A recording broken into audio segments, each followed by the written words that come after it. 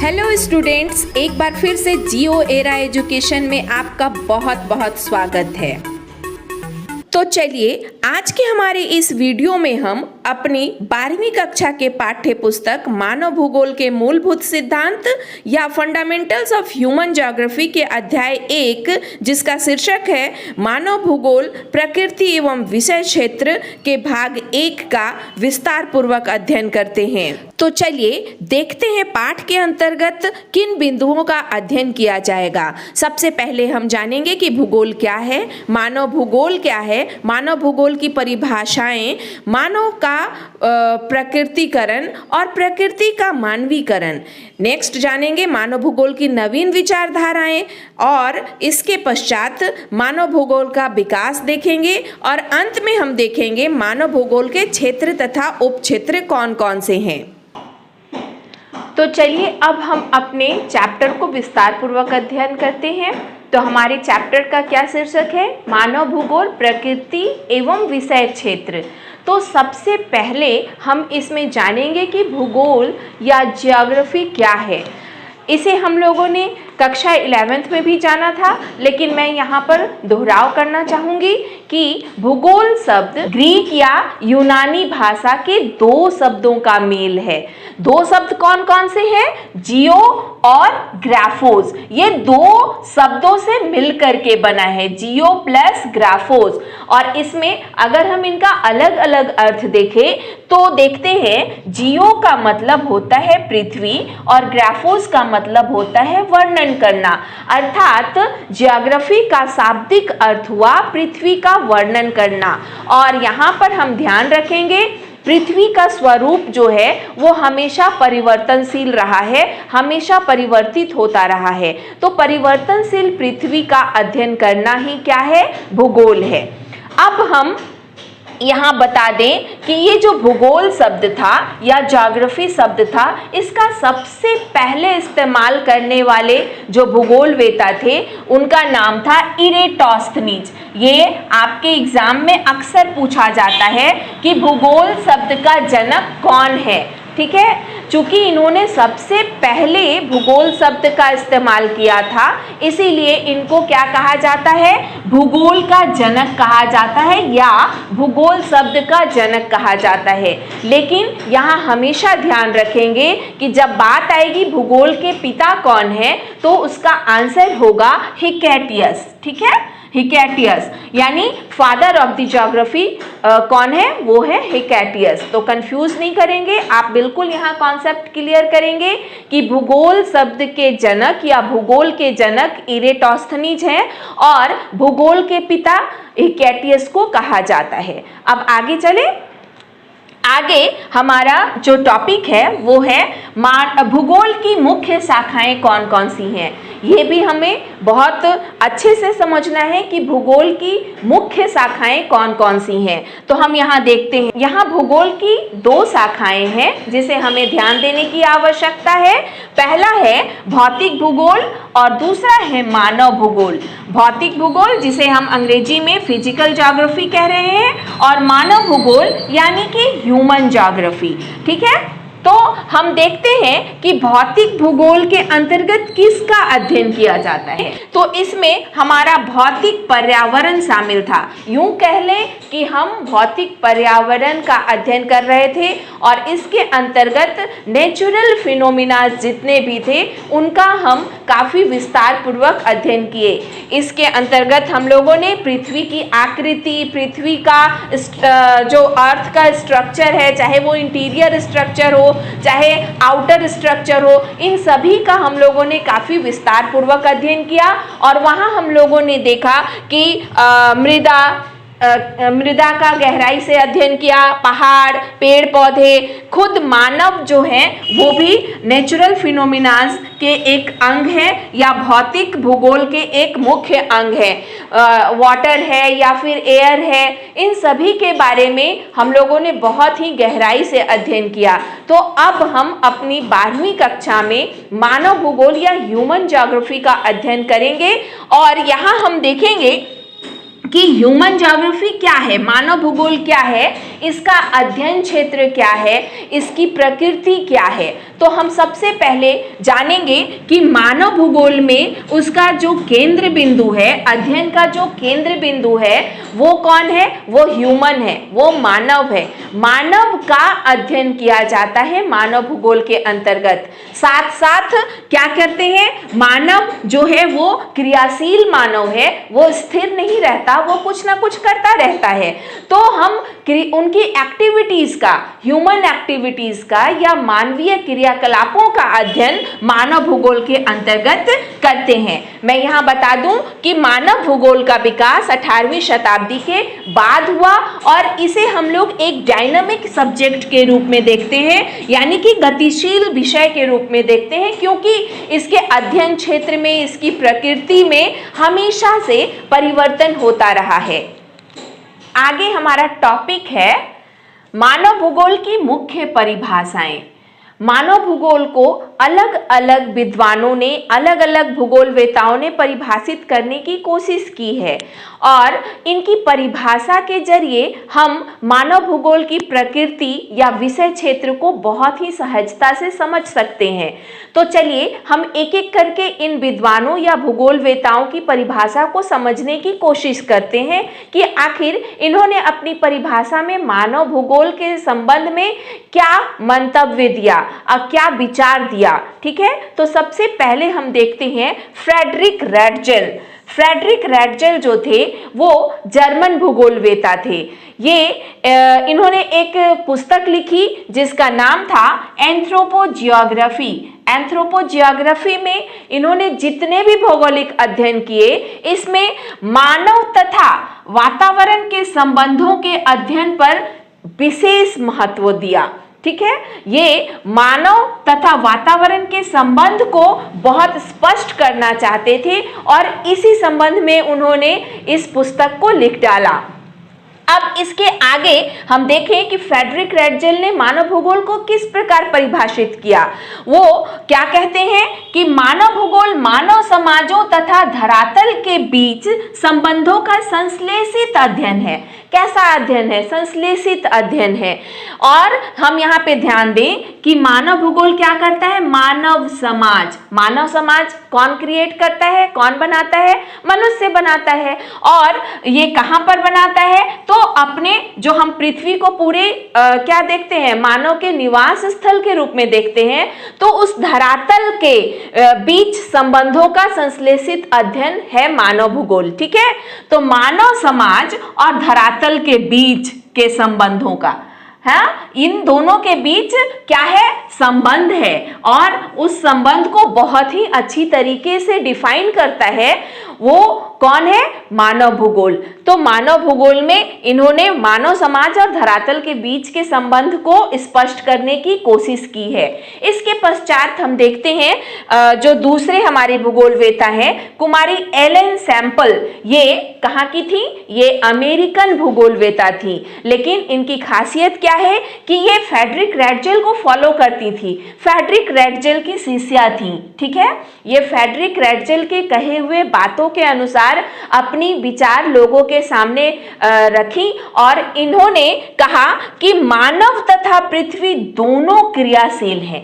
मानव और पृथ्वी दोनों क्रियाशील है, साथ साथ क्या है? ये परिवर्तनशील भी है।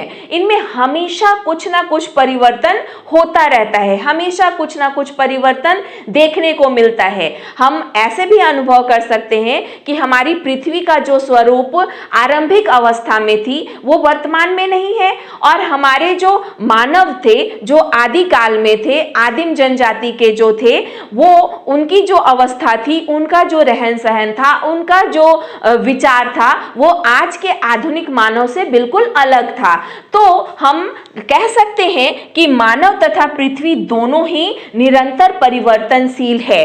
तो इन्होंने क्या कहा कि मानव तथा पृथ्वी के वातावरण के परस्पर संबंधों में, ये भी वही बात कह रही हैं जो रैटजेल महोदय ने कहा था।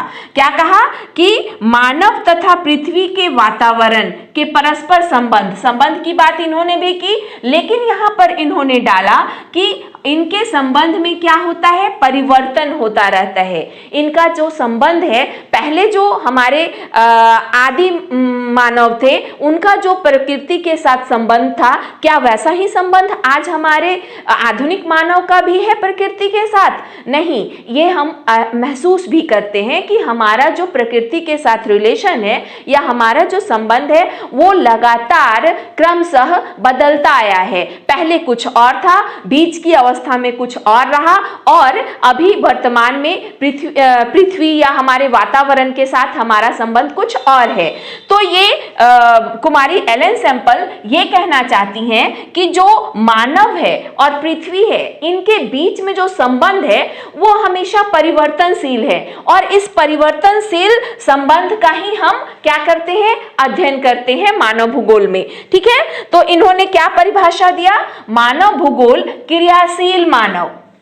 ये मानव को क्या मानती हैं, क्रियाशील मानती हैं। मानव स्थिर रहने वाला प्राणी नहीं है, उसके पास विवेक है, बुद्धि है, और अक्सर वो कुछ ना कुछ एक्टिविटीज करते रहते हैं, तो इसलिए उनको क्या कहा गया, क्रियाशील मानव। और अस्थायी पृथ्वी को इन्होंने पृथ्वी को भी इन्होंने स्थायी नहीं माना, स्टेबल नहीं माना। इसके स्वरूप में भी लगातार चेंजिंग होता रहता है, ऐसा इन्होंने लोगों को बताया कि क्रियाशील मानव और अस्थायी पृथ्वी के परिवर्तनशील संबंध तो है, लेकिन कैसा संबंध है, वो एक जैसा नहीं रहा है। समय के गलियारों में इनके जो संबंध है वो बदलते रहे हैं। तो इस बदलते संबंध का ही अध्ययन क्या करता है, मानव भूगोल करता है। मानव भूगोल के अंतर्गत हम मानव और पृथ्वी के परिवर्तनशील संबंधों का अध्ययन करते हैं, ऐसा कुमारी एलन सैंपल का कहना था।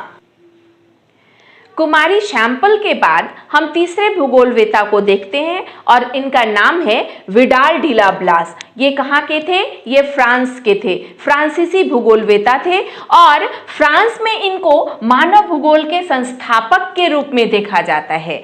ठीक है, अब हम यहाँ पर आपको बताना चाहेंगे कि जो भी भूगोलवेता हैं वो किस स्थान से बिलोंग कर रहे हैं, इसे आपको याद रखने की आवश्यकता होगी। फ्रेडरिक रेडचल जर्मन के थे, कुमारी ई सैंपल जो थी वो कहाँ की थी, वो अमेरिका की थी, और क्या थी, वो फ्रेडरिक रेडचल की स्टूडेंट भी रही थी, उनकी शिष्या भी थी। अब आती है बात विडाल डिला ब्लास के लिए, तो ये फ्रांसीसी भूगोलवेता हैं। विडाल डिला ब्लास का मानना था कि मानव जाति या हम कहें मानवीय समाज का विकास वहाँ के प्राकृतिक वातावरण के अनुरूप होता है। किसी भी क्षेत्र विशेष में मानव का समाज विकसित होता है, और उस क्षेत्र विशेष की अपनी प्राकृतिक परिस्थितियां होती हैं, प्राकृतिक वातावरण होता है, और उसके अनुरूप मानवीय समाज का विकास होता है। या यूं कहें कि मानव समाज का विकास जो है वो प्राकृतिक वातावरण पर निर्भर करता है। विडाल डिला ब्लास ने मानव भूगोल को परिभाषित करने की कोशिश की, तो देखते हैं इन्होंने अपनी परिभाषा में क्या कहा। इन्होंने बताया कि मानव भूगोल पृथ्वी और मानव के मध्य अंतर संबंधों के विषय में एक नई संकल्पना प्रस्तुत करता है। ठीक है, यहाँ तक तो हम समझ में आ रहा है कि सभी जो पहले के भूगोलवेता थे, जो पहले के भूगोलवेता थे, चाहे वो फ्रेडरिक रेडचल हो या कुमारी एलन सैंपल हो, सभी ने बताया कि पृथ्वी और मानव के बीच अंतर संबंध है, और इस अंतर संबंध का अध्ययन ही मानव भूगोल में किया जाता है। तो यहाँ इन्होंने कहा कि एक नई संकल्पना प्रस्तुत करता है। क्या करता है, इस संकल्पना से पृथ्वी पर नियंत्रण करने वाले भौतिक नियम, पृथ्वी को कंट्रोल करने वाले कुछ भौतिक नियम होते हैं, और उस भौतिक नियम को यदि इंसान उस भौतिक नियम को समझ जाता है तो उसका जो समाज होता है वो आगे विकसित होता रहेगा। लेकिन यहाँ पर खास करके हम मनुष्य हैं जो हम समाज का निर्माण करते हैं, तो कहता है कि ये जो जीवधारी हैं इनके संबंध के बारे में विश्लेषणात्मक ज्ञान प्राप्त होता है, विश्लेषण किया जा सकता है, ऐसा ज्ञान हमें प्राप्त होता है मानव भूगोल के माध्यम से। अब तक हम लोगों ने देखा कि मुख्य जो 3 विद्वान थे, फ्रेडरिक रेडचेल, कुमारी एलन सैम्पल और विडाल डी ला ब्लास ने अपने अपने तरीके से मानव भूगोल को परिभाषित करने की कोशिश की, लेकिन उन तीनों की परिभाषाओं में एक खास बात उभर के आ रही थी कि मानव और प्राकृतिक वातावरण का अंतर संबंध जो है वो मानव भूगोल का अध्ययन क्षेत्र है। ठीक है, तो इसे अब हम देखें कि इन तीनों परिभाषाओं को विस्तार पूर्वक अगर देखा जाए, सरसरी निगाह से देखा जाए, तो हमें कुछ फैक्ट्स नजर आते हैं और उसमें हम कह सकते हैं कि मानव भूगोल पृथ्वी को मानव आवास के रूप में अध्ययन करता है। अब आगे हम देखें कि भौतिक पर्यावरण और मानव जगत के अंतर संबंधों का अध्ययन करता है। यही बात फिर से बताई जा रही है कि एक तो हो गया कि ये मनुष्य के धरातल को क्या करता है, मनुष्य के निवास के रूप में देख करके अध्ययन करता है, और इन दोनों के बीच में जो अंतर संबंध है, इंटर रिलेशनशिप है, तो उनका भी ये अध्ययन करता है। ये मानव केंद्रित विज्ञान है। बात आई कि ये मानव केंद्रित विज्ञान है, इसका जो अध्ययन का केंद्र बिंदु है वो कौन है, ह्यूमन है, वो मानव है। तो यहाँ कहता है कि ये मानव केंद्रित विज्ञान है और इसके साथ कहता है कि ये डायनामिक है, डायनामिक सब्जेक्ट है। इसकी चर्चा हम लोगों ने पहले भी किया कि ये गतिशील विषय है या गतिशील विज्ञान है। इसके पश्चात हमें यह जानने की आवश्यकता है कि मानव भूगोल का अध्ययन 19वीं शताब्दी के अंत में बहुत ज्यादा विकसित होने लगा। इस समय एक विद्वान थे चार्ल्स डार्विन, और इन्होंने अपनी एक पुस्तक लिखी, ओरिजिन ऑफ स्पीसीज। ये क्वेश्चन बार बार बोर्ड के परीक्षा में पूछे जाते हैं कि ओरिजिन ऑफ स्पीसीज नामक पुस्तक किस विद्वान ने लिखा है। तो चार्ल्स डार्विन ने अपनी जो पुस्तक थी ओरिजिन ऑफ स्पीसीज, इसका प्रकाशन जब किया, इसके बाद से लोगों के मन में ये कौतूहल हुई, लोगों के मन में जिज्ञासा हुई, मानव भूगोल के अध्ययन का केंद्र बिंदु वास्तव में कौन होगा। तो स्पष्ट हुआ कि मानव भूगोल के अध्ययन का केंद्र बिंदु मानव होगा और इसमें इसके प्रकृति के साथ जो अंतर संबंध है उसका खास करके अध्ययन किया जाएगा। और हमने देखा विडाल डी ला ब्लास के अनुसार या फिर कुमारी एलन के अनुसार कि ये जो हमारे पृथ्वी के साथ मानव का संबंध होगा वो क्या होगा, परिवर्तनशील होगा। इस प्रकार हम देख रहे हैं कि मानव भूगोल में हम किन बातों का, किन तथ्यों का अध्ययन करते हैं। आज के हमारे इस वीडियो में इतनी जानकारी के पश्चात हम अगले वीडियो में आगे के टॉपिक को कवर करेंगे, और इसके लिए आप क्या करें, अपने वीडियो को बहुत अच्छी तरीके से देखें, समझें और अपनी कॉपी पर इसे नोट करने की कोशिश करें। जो मुख्य बातें आती हैं उन्हें आप नोट करने की कोशिश करें। इससे आपका जो मानव भूगोल के संबंध में जो जानकारी है वो बिल्कुल स्पष्ट होता रहेगा।